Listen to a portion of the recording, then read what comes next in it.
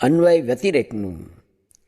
સ્વામિનારાયણ હરે સંવત 1877ના શ્રાવણવદી 9મીને દિવસ સ્વામી શ્રી સહજાનજી મહારાજ ગામ શ્રી સારંગપુર મધ્યે જીવા ખાચરના દરબારમાં ઉત્તરાદે દ્વાર ઓરડાની ઓસરીએ ઢોલિયા ઉપર વિરાજમાન હતા અને સર્વ શ્વેતવસ્ત્ર ધારણ કર્યા હતા અને પોતાના મુખારવિંદની આગળ મુનિ તથા દેશ દેશના હરિભક્તની સહવરાઈને બેઠી હતી.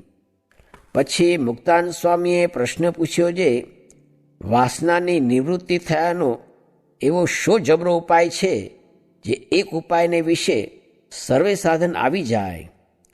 પછી શ્રીજી મહારાજ બોલ્યા જે જેને શ્રદ્ધા તથા હરિ અને હરિજનના વચનને વિશે વિશ્વાસ તથા ભગવાનને વિશે પ્રીતિ તથા ભગવાનના સ્વરૂપનું મહાત્મ્ય એ ચારવાના જેના હૃદયમાં હોય તેની વાસના નિવૃત્ત થઈ જાય છે. તેમાં પણ જો એક મહાત્મા અતિશય દ્રઢ હોય તો શ્રદ્ધા તથા વિશ્વાસ તથા પ્રીતિ એ 3 દુબળા હોય તો પણ મહાબળવાન થાય છે. અને મહાત્મા વિનાની ભક્તિ જો ઝાઝી જણાતી હોય તો પણ અંતે નાશ થઈ જાય છે. જેમ 10-12 વર્ષની કન્યા હોય ને તેને ક્ષયરોગ થાય, પછી તે કન્યા યુવાન થયા મોર જ મરી જાય પણ યુવાન થાય નહીં, તેમ જેને મહાત્મા વિનાની ભક્તિ હોય તે પણ પરિપક્વ થતી થતી નાશ થઈ જાય છે. અને જેના હૃદયમાં મહાત્મ્ય સહિત ભગવાનની ભક્તિ હોય તો બીજા કલ્યાણકારી ગુણ ન હોય તો પણ તેના હૃદયમાં સર્વે આવે છે. અને જો મહાત્મ્ય સહિત ભક્તિ જેના હૃદયમાં નથી તો શમ દમાદિ જે કલ્યાણકારી રૂડા ગુણ તે તેના હૃદયમાં છે તોય પણ નહીં જેવા જ છે, કેમ જે અંતે નાશ પામી જશે. માટે એક મહાત્મ્ય સહિત ભક્તિ હોય તો તેની વાસના પણ નિવૃત્ત થઈ જાય અને કલ્યાણકારી જે ગુણ તે સર્વે આવીને હૃદયને વિશે નિવાસ કરીને રહે. તે માટે મહાત્મ્ય સહિત ભગવાનની ભક્તિ એ જ વાસના ટાળેનું મહા મોટું અચળ સાધન છે. પછી સ્વયં પ્રકાશાનંદ સ્વામીએ પ્રશ્ન પૂછ્યો જે જીવ અન્વયપણે કેમ છે ને વ્યતિરેકપણે કેમ છે, અને ઈશ્વર અન્વયપણે કેમ છે ને વ્યતિરેકપણે કેમ છે, અક્ષર બ્રહ્મ અન્વયપણે કેમ છે ને વ્યતિરેકપણે કેમ છે, અને પુરુષોત્તમ ભગવાનને અન્વયપણે કેમ જાણવા ને વ્યતિરેકપણે કેમ જાણવા. પછી શ્રીજી મહારાજ બોલ્યા છે જન્મ મરણનું ભોગતા એવું જે જીવનું સ્વરૂપ તે અન્વય જાણવું, અને અછેદ્ય અભેદ્ય અવિનાશી એવું જે જીવનું સ્વરૂપ તે વ્યતિરેક જાણવું, અને વિરાટ સૂત્રાત્મા અને અવ્યાકૃત એ 3 શરીરમાં એકરસપણે વર્તે એ ઈશ્વરનું અન્વય સ્વરૂપ જાણવું, અને પિંડ બ્રહ્માંડથી પર સચ્ચિદાનપણે કરીને જે નિરૂપણ કર્યું છે તે ઈશ્વરનું વ્યતિરેક સ્વરૂપ જાણવું, અને પ્રકૃતિ પુરુષ તથા સૂર્ય ચંદ્રાદિક સર્વે દેવતા તેનું જે પ્રેરક તે અક્ષરનું અન્વય સ્વરૂપ જાણવું, અને જે સ્વરૂપને વિશે પુરુષ પ્રકૃતિ આદિ કાંઈ ઉપાધિ રહેતી નથી, એક પુરુષોત્તમ ભગવાન જ રહે છે, એ અક્ષરનું વ્યતિરેક સ્વરૂપ છે. અને બદ્ધ જીવ તથા મુક્ત જીવ એ બેના હૃદયમાં સાક્ષીરૂપ થકા રહ્યા છે, અને બદ્ધપણું ને મુક્તપણું જેને અડતું નથી તેમજ ઈશ્વરના ને અક્ષરના હૃદયમાં સાક્ષીરૂપે રહ્યા છે, અને તે ઉપાધિ થકી રહિત છે, એ પુરુષોત્તમનું અન્વય સ્વરૂપ છે. અને જીવ ઈશ્વર ને અક્ષર તે થકી પર જે અક્ષરાતીત સ્વરૂપ એ પુરુષોત્તમનું વ્યતિરેક સ્વરૂપ જાણવું. એવી રીતે અન્વય વ્યતિરેકપણું છે.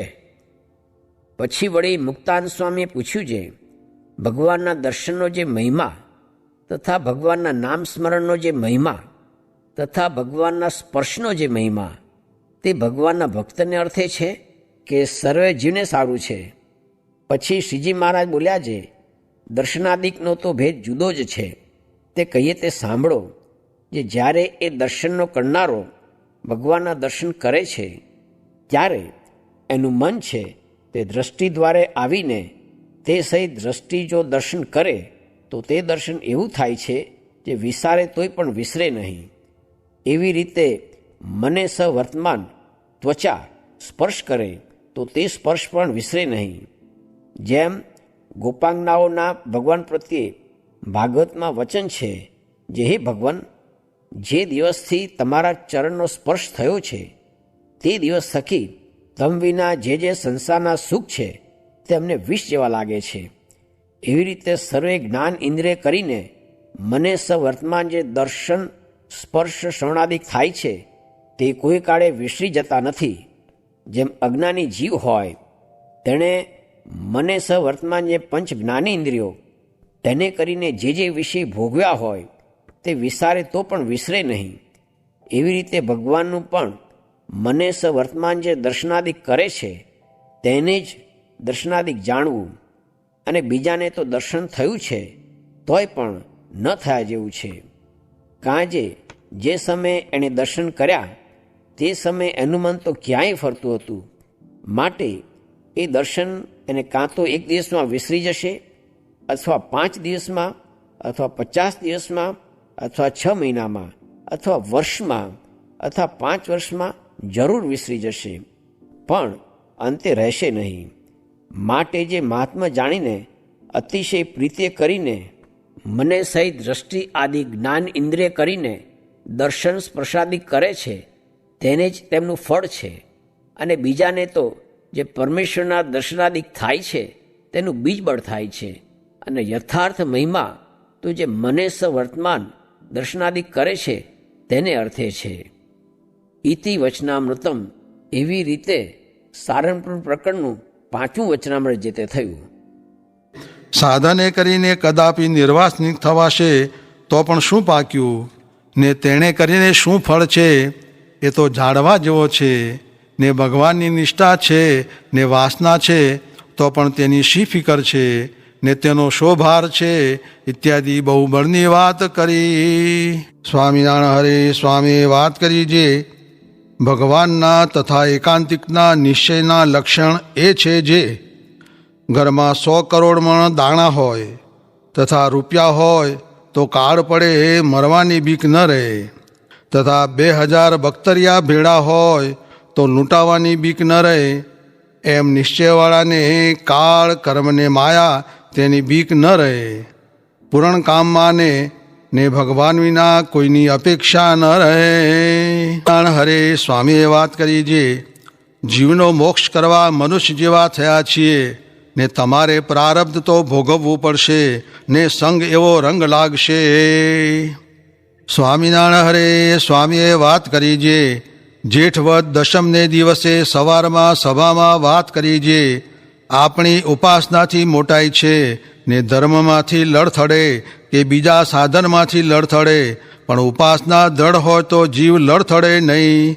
તે ઉપર વાત કરી જે ઇન્દ્રને 4 બ્રહ્મહત્યા થઈ હતી, પણ નારદજીના કહ્યાથી પ્રગટ વામનજીની ઉપાસનાના બળથી ટળી ગઈ.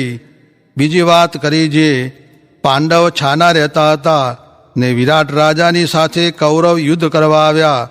તે યુદ્ધમાં અર્જુને બાણ મૂકી બધા લશ્કરને ચાંદલા કર્યા, તેથી અર્જુનને ઓળખ્યા.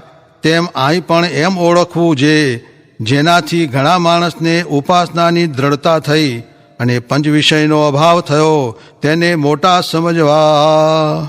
સ્વામિનારાયણ હરે સ્વામીએ વાત કરી જે પ્રગટ ભગવાનને જાણીને જે એક પ્રણામ કરે છે તે આત્યંતિક મોક્ષ જે અક્ષરધામ તેને પામે છે, ને તે વિના તો બીજા બધાય ધામને કાળ ખાઈ જાય છે.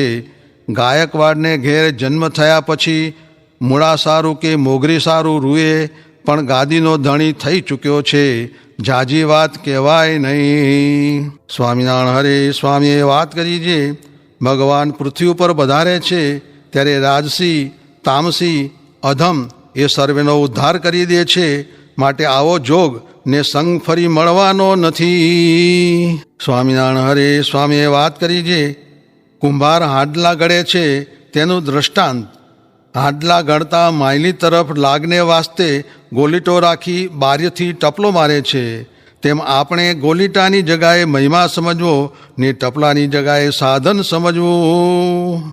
સ્વામિનારાયણ હરે સ્વામીએ વાત કરી જે ભગવાનના અક્ષરધામ સામી જે દ્રષ્ટિ એ અલૌકિક દ્રષ્ટિ છે, ને પ્રકૃતિનું કાર્ય એ લૌકિક દ્રષ્ટિ છે. તેમાં ભગવાનનો નિશ્ચય એ ખરેખરી અલૌકિક દ્રષ્ટિ છે. સ્વામિનારાયણ હરે. સ્વામીએ વાત કરી જે કાલ રાતે મુદ્દાની વાત કીધી તે ભગવાન મળ્યા એ મુદ્દો હાથ આવ્યો. આ પુરુષોત્તમ મળ્યા પછી શું બાકી રહ્યું? તેના મળેલા સાધુ પણ મળ્યા એ મુદ્દો હાથ આવ્યો છે. હવે ચિંતા નથી. મિલનો મોહા મોહ કો નિકો, આછો નિકો લાલ હમારો, ઓર સબે રસ ફીકો, ખાટી છાસ કહા રસ માણે, સુર ખવૈયો ઘી કો. તે જે આત્મદર્શી છે તે ખાટી છાશના ભોગી છે, ને જે મૂર્તિ છે તે ઘી છે. તે આપણે તો મૂર્તિ વડે જ રહેવું, ખાટી છાશમાં શો માલ છે. સ્વામિનારાયણ હરે.